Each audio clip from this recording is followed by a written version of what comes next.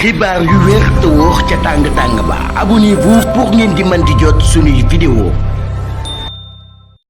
dalleen ak jàmm seen chaîne bi di Buzz 221 HD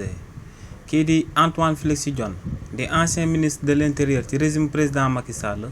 kookee ginnaaw bañ oolee 5 ministres yi bokkoon ci régime président Macky Sall ci haute cour de justice boo moytut moom mooy ministre bi nga xam ne moom moo ci daal dina ma topp. lu sabab lu tax ñu wax li ni mel moom mooy que ne kii di Seydou Gassama di njiitalu Amnesty International ci réewu Sénégal génn na daal di xamal sénégalais yi liggéey bu am solo bi nga xam ne waa Amnesty International ñoo koy amal jëmale ko ci di encadrer famille victime yi nga xam ne ñoom lañ boomoon seen doom yi ci manifestation politique yi daan am ci réewu Sénégal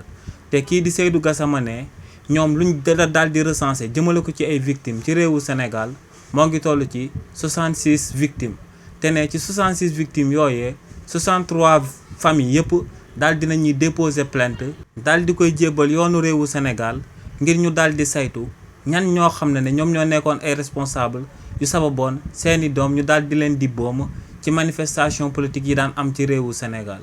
li ni mel nag ku ci amal akub njàngat di nga daal di gis que ne lu leer ba am moom mooy que ne bu fekkee ne enquête yooyee amal nañ ko ni ñu ko war a amalee ci réewu Sénégal responsabilité kii di Antoine Félix Diome mi nga xam ne moom moo doon génn di daan traité askan wi de terrorisme di daan traité askan wi de salafiste di daan traité askan wi de force spéciale que ne kookee am na ci akub ngantam part de responsabilité ndax ci événement politique yi daan am ci réewu Sénégal te mu tàmbale woon ci mars 2021 daal di jeexee ci juin 2023 kii di Antoine Félix Diome moom moo fi nekkoon ministre de l'intérieur nekkoon njiitalu police nationale te ci événement yooyee lañ gisoon ay policiers di ànd ak ay nervi di daan tiim askan wi di leen daan boom. xibaar yu wér te wóor ca tàng-tàng ba abonnez-vous pour ngeen di mën di jot suñuy vidéo.